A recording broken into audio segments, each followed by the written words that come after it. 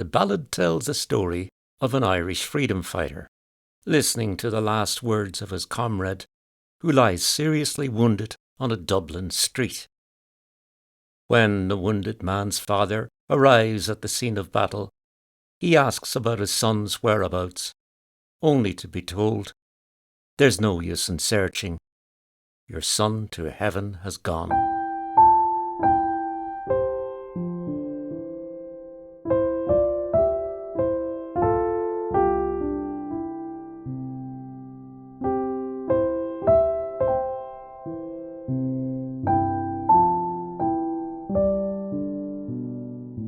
Just who was this dying rebel who came from Tipperary?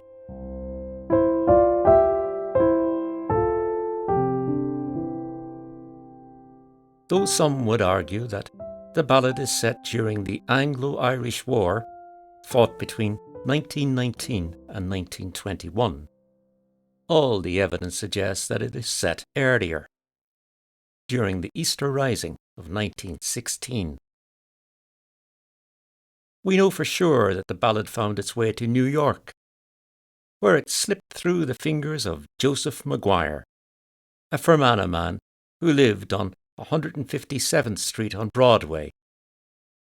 Maguire contributed a series of articles, Old Irish Ballads, to the Advocate newspaper.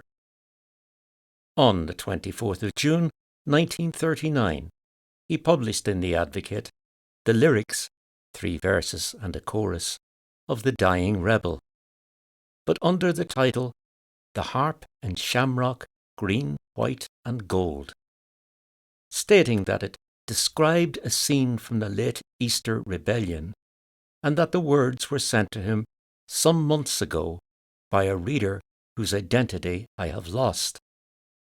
The forgetful Maguire asked, "Can any reader identify the author?" Unfortunately, his query was to remain unanswered.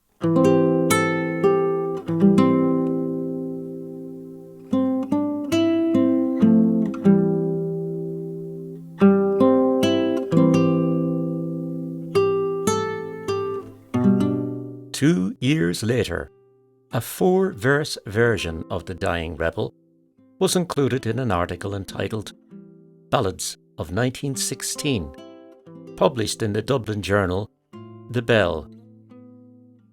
Interestingly, the article was penned by writer and broadcaster Donogh MacDonagh, son of Tipperary-born Thomas MacDonagh, one of the signatories of the 1916 proclamation, who was executed in May 1916.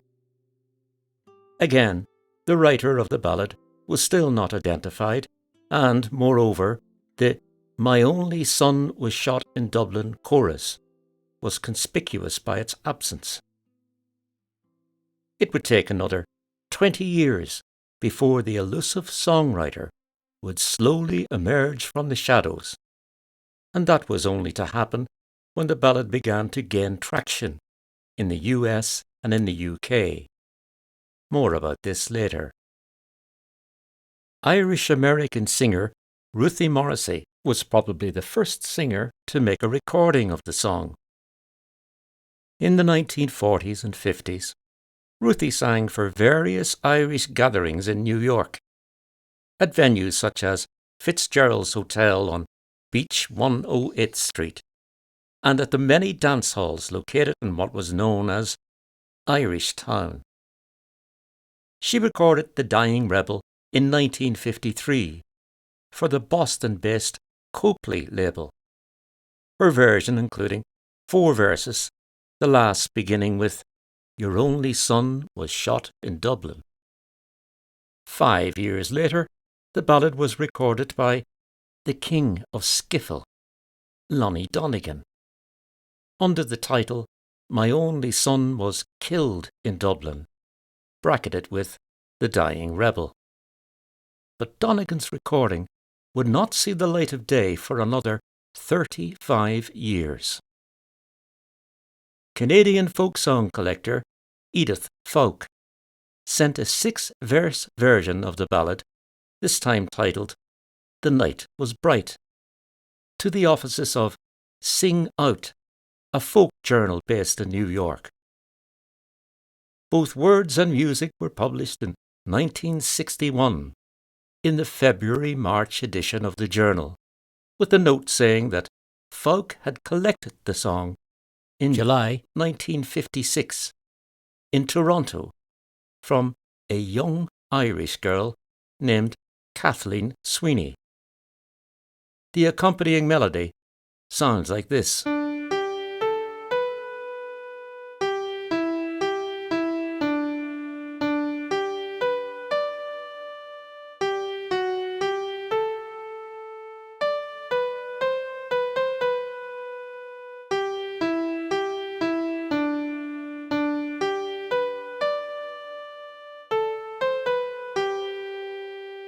An additional note in the Sing Out journal informed readers that Kathleen Sweeney had learned the night was bright from an older woman who had been through the Easter Rebellion.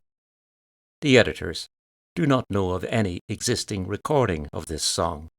The latter observation prompted Mary Greenman David, a schoolteacher based in Michigan, to write to the editors, informing them that the ballad had already been recorded as The Dying Rebel by Ruthie Morrissey. Then suddenly, perhaps miraculously, the name of the mysterious songwriter became known on, of all days, the 1st of April 1961, the day the song was officially copyrighted in Washington, D.C. The writer's name was cited as Seamus Kavanagh, and the music publishing company as Glenside. Curiously, a few months later, Glenside released Patricia Blake's version of The Dying Rebel, but Seamus Kavanagh, a most elusive man, was not credited on the record label. And so ends the unsolved story behind The Dying Rebel.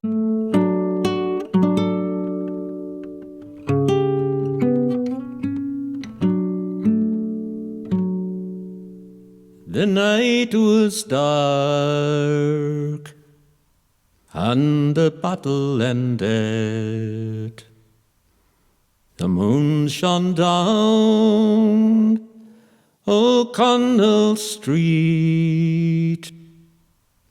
I stood alone where brave men parted, nevermore again to speak.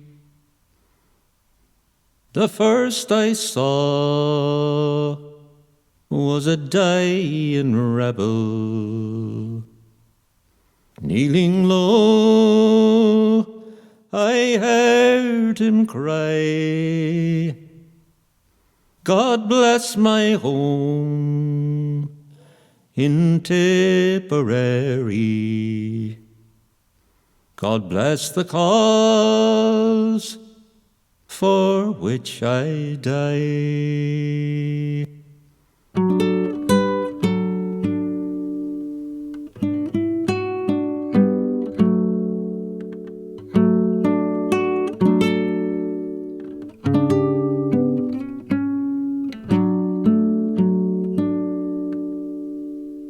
The next I saw was a grey-haired father searching for his only son.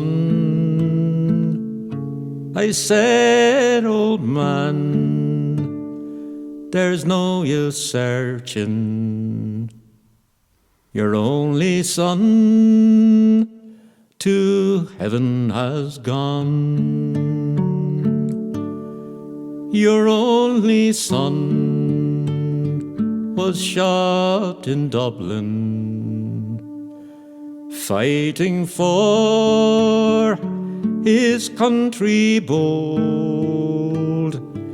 He died for Ireland, and for Ireland only.